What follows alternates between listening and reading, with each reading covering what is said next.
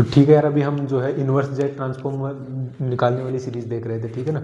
तो मतलब पहले वाले में तो हमने देखा था कि जो पार्शियल फ्रैक्शन करके वो कैसे निकालते हैं इन्वर्स जेड ट्रांसफॉर्म, वो तो निकालना आसान है, ठीक है। फिर एक देखा था हमने कि सीरीज़ जो एक्सपेंशन करके है वो कैसे निकालते हैं, और एक डिवीजन से कैसे निकालते हैं ना। डिवीजन या सीरीज़ एक्सपेंशन वो एक ही है।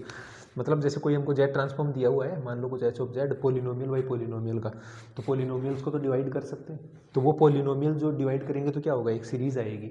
तो हम जेड ट्रांसफॉर्म जब एच ऑफ जेड कैलकुलेट करते हैं तो वो कैसे कैलकुलेट है, वो भी तो एक इस सीरीज़ को एक्सपेंड करके ही तो निकालते हैं। तो फिर जब दोनों को कंपेयर कर लेंगे तो कोएफिशिएंट मिल जाएगा। जैसे एक पर्टिकुलर, जैसे इस क्वेश्चन में पूछा है, इस वाले क्वेश्चन के अंदर क्या पूछा है कि एक पर्टिकुलर पॉइंट पे मतलब जी ऑफ एट का वैल्यू पूछता है, तो जी ऑफ एट का वैल्यू निकालोगे तो एच ऑफ एट का वैल्यू चाहिए उसके लिए, है ना, क्योंकि जे की पावर एट तो 1 हो जाएगा, है ना। तो वो पर्टिकुलर पॉइंट पे चाहिए तो वो डिवीजन से भी निकाला जा सकता है। तो ये वाले क्वेश्चन एक बार समझते हैं।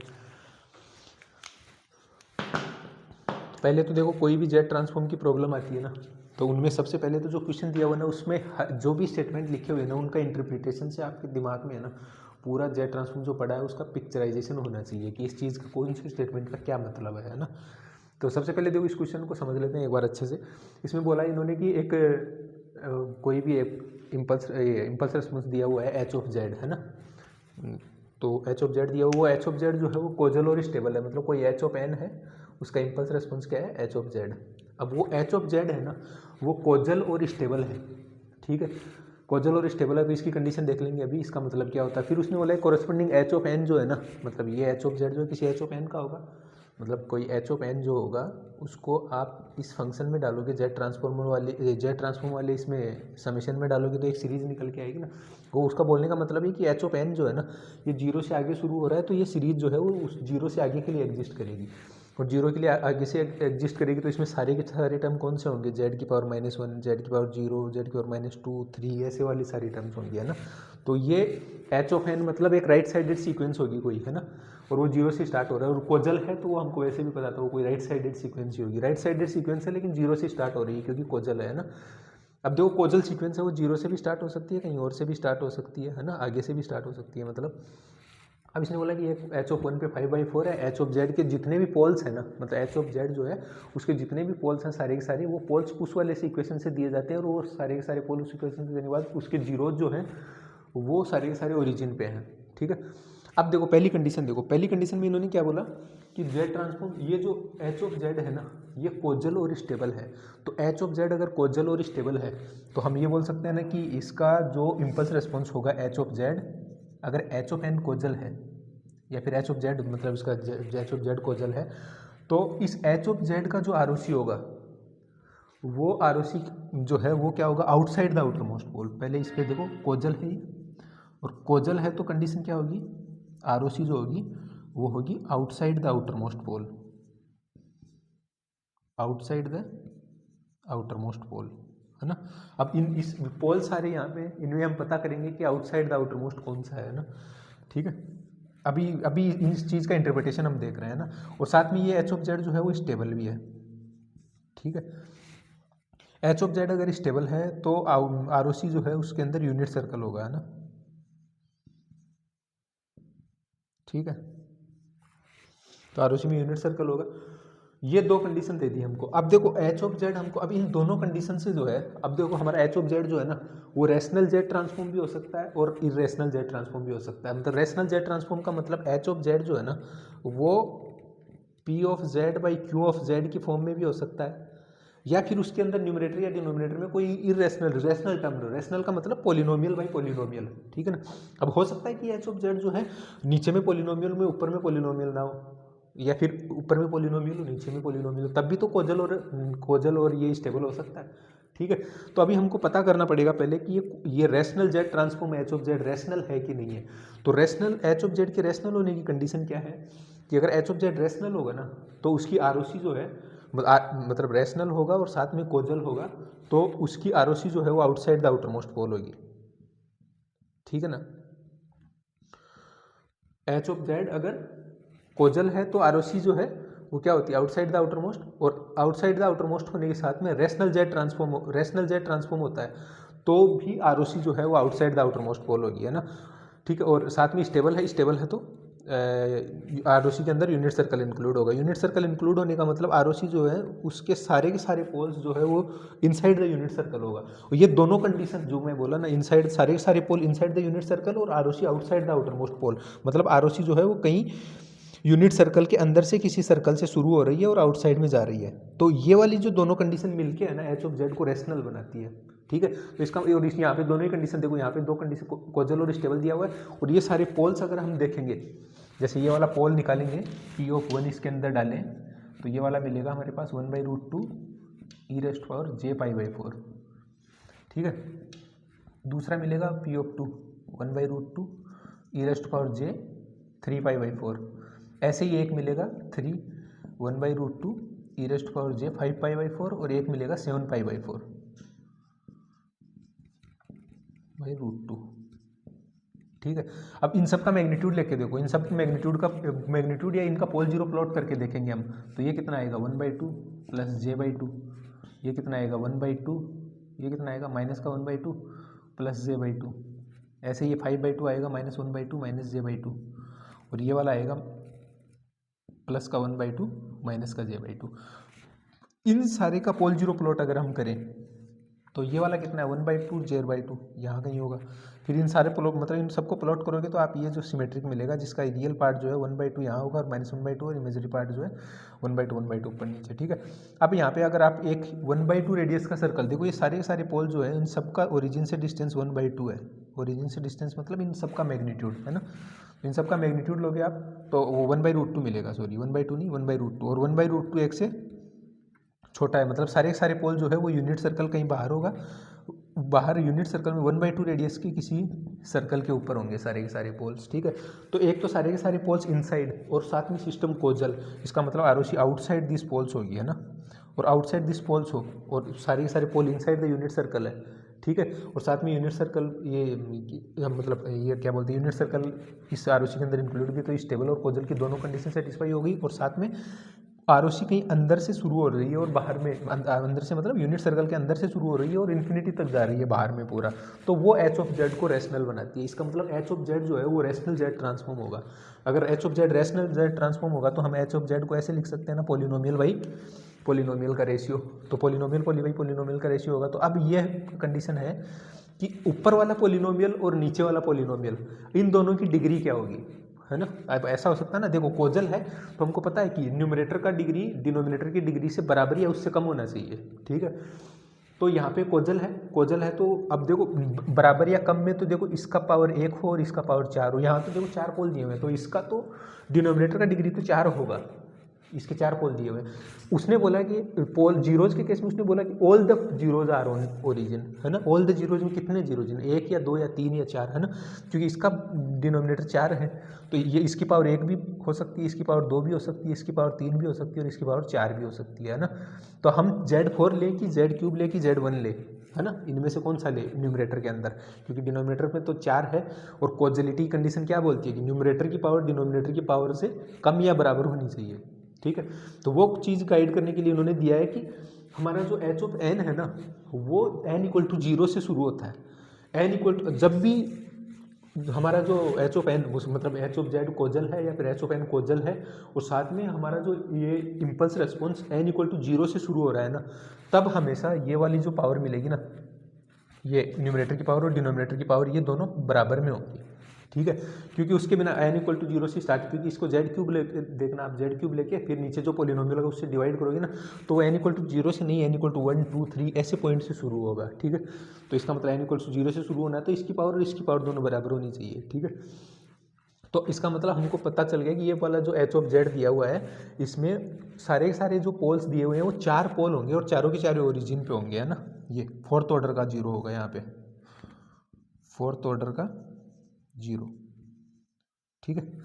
ऐसे ही पोल्स कहाँ पे हैं, यहाँ पे है, तो यहाँ पे है तो नीचे वाला पोलिनोमियल निकालना पड़ेगा, क्योंकि हमारा मेन ऑब्जेक्टिव क्या है इसके अंदर जी ऑफ एट निकालना, और जी ऑफ एट निकालने के लिए आपको एच ऑफ एट निकालना पड़ेगा। और एच ऑफ एट निकालने के 2 तरीका है, एच ऑफ एट निकालने का 2 तरीका, एक तो है कि एच ऑफ जेड से एच ऑफ एन निकाल लो, लेकिन यहाँ पे 4 डिग्री का पोलिनोमियल है तो इन्वर्स निकालना यहाँ पे आसान नहीं है, इसलिए इसने पॉइंट पे पूछा है कि आप इन्वर्स निकालने की जरूरत नहीं है, आप एच ऑफ एट का वैल्यू निकाल दो, मतलब जो इन्वर्स जेड ट्रांसफॉर्म आएगा उसका एक पर्टिकुलर पॉइंट पे वैल्यू है ना, और वो पर्टिकुलर पॉइंट पे वैल्यू निकालना हमने पुराने वाले क्वेश्चन में देखा था कैसे डिवीजन से निकालते हैं ना, ठीक है।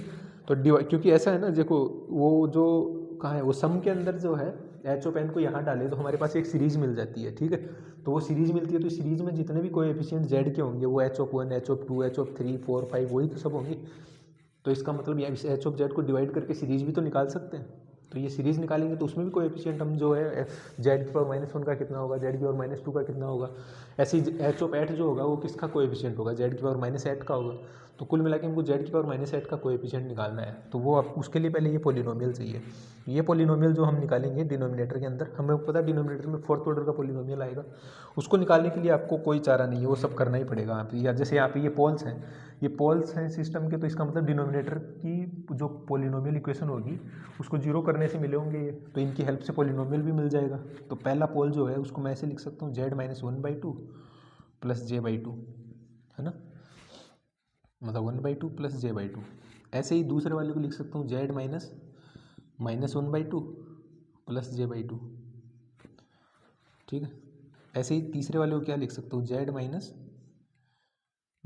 माइनस प्लस ले लेंगे बाहर में, है ना, तो 1/2 प्लस j/2। ऐसे ही चौथा वाला जेड माइनस, अच्छा इसमें से प्लस बाहर, माइनस इसमें से बाहर ले लेंगे तो कितना आएगा, -1/2 प्लस j/2। इन सबको इसलिए बना रहे हैं कि a plus B, a minus B बन जाएगा। देखो a minus B, a plus B, है ना, तो a square minus B square कर देंगे इसको, तो जेड स्क्वायर माइनस इसका स्क्वायर कर देंगे, है ना, 1/2 प्लस j/2 का स्क्वायर। एक टर्म ये मिलेगी, ऐसी दूसरी टर्म यहाँ से मिलेगी Z square minus 1/2 plus j/2 का स्क्वायर। इसको सोल्व करना है बस, जेड स्क्वायर। हम वो पॉलिनोमियल निकालना चाह रहे हैं, क्योंकि वो पॉलिनोमियल नहीं मिलेगा तो तब तक डिवाइड कैसे करें उसको, है ना। अब उसमें के भी निकालना है, के निकालने के लिए देखो एक कंडीशन और दी है उसने कि एच ऑफ वन का वैल्यू 5/4 है ना, ठीक है। तो सारा चीज़ सोच समझ के लिखा है उन्होंने बहुत, है ना, मतलब जो जेड ट्रांसफॉर्म में जो मतलब उस जो पढ़ना है हमने सारा कॉजलिटी का मीनिंग, वो सारी चीज़ें यहाँ पे इस्तेमाल हो रही है ना। तो ये क्या होगा, जेड स्क्वायर, इसमें कितना होगा -1/4, है ना, -1/4 प्लस, तो a square plus B square करेंगे तो इसका कितना आएगा स्क्वायर, और ये माइनस माइनस, हाँ ठीक है माइनस, और साथ में 2ab, है ना, तो ये कितना हो जाएगा j/2,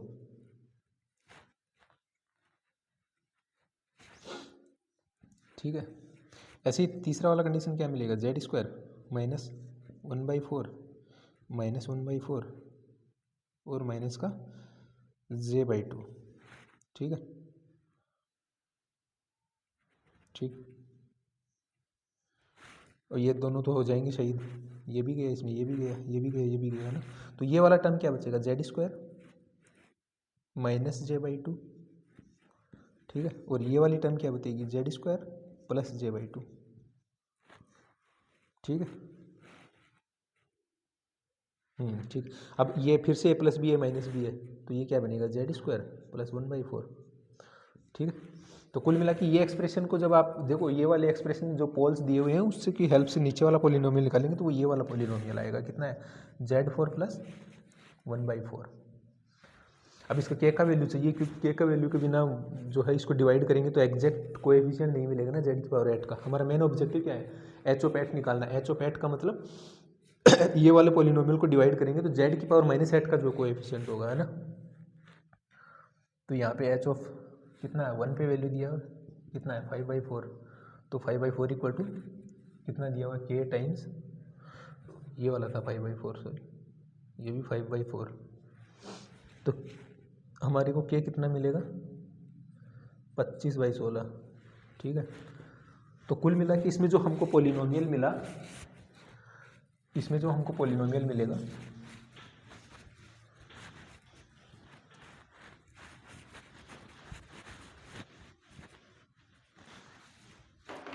एच ऑफ जेड, है ना। इसमें एच ऑफ जेड देखो रेशनल क्यों है वो चीज़ ध्यान से समझ लेना, है ना। वो जो मैंने बोला है ना अभी तक, ये रेशनल ही वैसा, मैंने रेशनली क्यों लिखा उसको पीछे वो एक्सप्लेनेशन दिया है पहले कॉजल और स्टेबिलिटी से, है ना। तो ये जो मिलेगा हमारे पास 25/16 जेड की पावर 4 अपन जेड की पावर 4 प्लस 1/4, और साथ में इसकी पावर जो है 3 क्यों नहीं ली, 2 क्यों नहीं, 3 लेंगे तब भी तो कोजल होगा एच ऑफ जेड, 2 लेंगे तब भी कोजल होगा, इसकी पावर 1 लोगे तब भी कोजल होगा। उसके लिए कंडीशन दी है कि वो स्टार्ट होता है n=0 से, n=0 से तभी स्टार्ट होगा जब दोनों की पावर जो है वो सेम होगी, है ना। तो अब ये वाला, अब तो डिवीजन करना है सिंपल, है ना। अब देखो डिवीजन क्यों करना है, मैं एच ऑफ एट डिवीजन से क्यों निकाल रहा हूँ, वो मैंने पुराने वाले वीडियो में एक्सप्लेन किया था, ठीक है ना। कि मान लो जैसे एच ऑफ एन है, उसको हम जेड की पावर -n वाले सम में डालते हैं तो क्या मिलेगा हमको, H of 0, H of 1, -1 plus H of 2 -2, है ना। प्लस इधर में भी ऐसी ही टर्म्स होंगी, है ना, जेड की पावर 1 प्लस एच ऑफ -2, है ना, जेड की पावर 2। तो अगर मान लो इस सम के अंदर ये वाला जो सम है, इस सम को खोलते हैं तो ये सीरीज मिल रही है। तो अगर मान लो ये इस तरह की सीरीज मैं यहाँ से निकाल लूँ, फिर कंपेयर कर, अगर इसके साथ कंपेयर कर लूँ तो मुझे कोएफिशिएंट मिल जाएंगे ना उसके सारे, इसलिए ये सब कर रहे हैं हम, है ना। तो पहले जेड की पावर 4 को डिवाइड कर लो सीधा, जेड की पावर 4 प्लस 1/4, ठीक है ना। अब ध्यान रखना हमारे को एच ऑफ एन कोजल बोला है तो इधर वाली टर्म्स नहीं चाहिए उसको, और 0 से शुरू हो रहा है मतलब एच ऑफ 0 आपके एक्सप्रेशन में होना चाहिए, है ना। तो ये एक बार से डिवाइड करेंगे तो कितना आएगा, z/4 प्लस 1/4, कितना बन जाएगा, -1/4। देन सेकेंड टर्म्स में इसे यहाँ पे चाहिए -1/4, तो इसको कितना लेंगे, माइनस का z की पावर -4 साथ में 1/4, तो ये आ जाएगा -1/4 -1/16 z की पावर -4, ठीक है। तो ये मिला z की पावर -4/16। अब यहाँ पे z की पावर -4/16 चाहिए इसकी हेल्प से, है ना। तो ये कितना लेंगे, z की पावर -8/16 ले लेंगे, ठीक है। इसको इससे मल्टीप्लाई करेंगे तो z की पावर -4/16 मिलेगा ना। तो ये मिलेगा z की पावर -4/16 प्लस z की पावर -8/64, ठीक है। ये वाला कैंसिल, z की पावर -8/64। तो अब यहाँ से ये, तो इसके लिए क्या लेना पड़ेगा, -z की पावर 8 चाहिए अभी, है ना। तो आपको 12 लेना पड़ेगा। तो हमारे को देखो z की पावर -8 चाहिए, क्यों, अब देखो ये वाली जो सीरीज़ बन रही है ना, ये जो एक्सप्रेशन हमारे पास निकल के आ रहा है, आप ढंग से देखो तो देखो ये वाला ऐसे है, एच ऑफ 0, है ना, प्लस एच ऑफ 1 जेड की पावर -4, नहीं एच ऑफ 4 जेड की power -4 plus H of 8 Z की पावर -8 प्लस, मतलब 4 की मल्टीपल पे ये सीरीज चल रही है। इसका मतलब एच ऑफ 1 2 3 0 है, फिर 5 6 7 0 है। हमको किससे मतलब है, एच ऑफ 8 से मतलब है ना, क्योंकि जी ऑफ 8 मिल जाएगा उससे। तो एच ऑफ 8 जेड की पावर -8 का कोएफिशिएंट मिलेगा। तो यहाँ से अगर जेड की पावर -8 का कोएफिशिएंट दे तो 1/16 मिला, ठीक है। अब देखो 1/16 ये इस एक्सप्रेशन को डिवाइड करने से मिला, लेकिन बाहर 25/16 भी तो है। तो इसका मतलब हमारे पास जो एच ऑफ 8 मिलेगा वो कितना है, 1/16, है ना, टाइम्स ये वाला एक्सप्रेशन 25/16, ये अब मिला है हमारे पास एच ऑफ 8, ठीक है। अब ये एच ऑफ 8 मिला तो इसमें जी ऑफ 8 पूछा, जी ऑफ 8 और एच ऑफ 8 बराबर है दोनों, ठीक है। तो ये वाला हो गया आंसर। तो ठीक है, एक बार फिर से समराइज कर देता हूँ मैं कि मैंने एच ऑफ जेड को पॉलिनोमियल क्यों लिया, और साथ में कॉजलिटी स्टेबिलिटी को इंटरप्रेट कैसे किया, और पोल्स को इंटरप्रेट कैसे किया। पोल्स और जीरोस तो पता ही है ना कैसे, और साथ में इसकी पावर मैंने 4 कैसे ली, एक बार फिर से बता दे रहा हूँ। देखो कॉजल एंड स्टेबल है एच ऑफ जेड, है ना। तो आरओसी जो है वो outside the outer most pole होगी। अब वो outside the outer most pole unit circle के बाहर भी हो सकता है, यूनिट सर्कल के अंदर भी हो सकता है, ठीक है। ऐसे ही स्टेबल है तो आरओसी के अंदर यूनिट सर्कल होगा, ठीक है। अब हमारे पास अब एक कंडीशन होती है, एच ऑफ जेड है ना, वो अगर रैशनल जेड ट्रांसफॉर्म है, एच ऑफ जेड अगर रैशनल जेड ट्रांसफॉर्म है, तब उस एच ऑफ जेड के रैशनल जेड ट्रांसफॉर्म है तो वो पोलिनोम किसी रैशनल जेड, मतलब एच ऑफ जेड जो है वो अगर रैशनल जेड ट्रांसफॉर्म है और कोजल भी है, ठीक है। तो जो हम बोले ना कि कोजल के केस में ROC outside the outer most pole होती है ना, वो outside the outer most pole unit circle के बाहर भी हो सकता है और उससे शुरू हो सकती है आरओसी, या फिर ऐसा हो सकता है कि यूनिट सर्कल मान लेते हैं यहाँ है, हो सकता है यूनिट सर्कल के अंदर से आरओसी शुरू हुई है, फिर भी तो outside the outer most pole हो सकती है, जब outside the outer most pole unit circle के अंदर हो जाए। तो अगर outside the outer most pole आपका यूनिट सर्कल के अंदर है और आरओसी फिर outside the outer most pole है ना, तब जो आपका एच ऑफ जेड होगा ना वो रैशनल होगा। और यहाँ पे ऐसा ही केस है, देखो सारे के सारे पोल जो निकाले थे ना यहाँ पे, वापस से देख लेना, वो 1/√2 मैग्नीट्यूड आया था। इसका मतलब सारे के सारे पोल जो थे, यूनिट सर्कल का मैग्नीट्यूड कितना था 1 और उसका मैग्नीट्यूड था 1/√2। इसका मतलब वो सारे के सारे पोल जो है वो यूनिट सर्कल के अंदर थे, और सिस्टम कोजल है तो आरओसी इसके पोल से बाहर कहीं पे थी, है ना। इसका मतलब आरओसी अंदर से शुरू होकर इन्फिनिटी तक जा रही थी, ठीक है। इसलिए हम बोले कि एच ऑफ जेड पॉलिनोमियल है। अब पॉलिनोमियल है मतलब ये रेशनल है, मतलब रेशनल है तो पोलिनोमियल बाई पोलिनोमियल का रेशियो होगा। अब कोजल है तो और पोलिनोमियल बाई पोलिनोमियल का रेशियो है ना हो, तो न्यूमरेटर का डिग्री हमेशा डिनोमिनेटर की डिग्री से कम होगा। अब मुझे पता है डिनोमिनेटर जो है पोल देता है और पोल 4 है, इसका मतलब डिनोमिनेटर का डिग्री 4 है। अब न्यूमरेटर का डिग्री कोजलिटी क्या बोलती है, कोजल है तो न्यूमरेटर का जो डिग्री है वो डिनोमिनेटर की डिग्री से कम या बराबर होना चाहिए। इसका मतलब वो न्यूमरेटर का डिग्री 4 भी हो सकता है, 3 भी हो सकता है, 2 भी हो सकता है और 1 भी हो सकता है, या फिर 1 भी नहीं हो, कोई कॉन्स्टेंट ही रह जाए ऊपर में, है ना। तो ये 5 पॉसिबिलिटी, उसके लिए उन्होंने बोला है कि इम्पल्स रिस्पॉन्स है ना h(0) से शुरू हुआ है। आप इस एक्सप्रेशन के अंदर h³ ले लो एक बार और फिर डिवाइड करके देखना जरा h(0) वाली टर्म उसमें मिलती है कि नहीं, है ना। ठीक है, ऐसे ही मान लो इसको और एक्सप्रेशन में 2 लेके देखना, तब देखना h(n) कहाँ से शुरू हो रहा है। जैसे इसमें देखना h(0) से शुरू हो रहा है ना, तो वही तो बोला है उसने। तो वो वाला जो टर्म्स जब आप उनकी पावर कम लोगे ना तो वो जब 0 से शुरू नहीं होगा। ठीक है, तो ठीक है, इसमें जो भी चीज़ें दी हुई थी, अच्छा क्वेश्चन है, इसमें बहुत सारी चीज़ें यूज हो रही है जेड ट्रांसफॉर्म की। ठीक है, तो ठीक है, उम्मीद करता हूँ ये वाला वीडियो जो है मतलब समझ में आया होगा ये वाला क्वेश्चन। तो आगे वाले में कुछ और अच्छी 2-3 प्रॉब्लम्स और आई हुई है, वो बढ़िया सी वो वाली सॉल्व करेंगे। ठीक है, तो थैंक यू, इस वाले वीडियो के लिए बहुत बहुत धन्यवाद।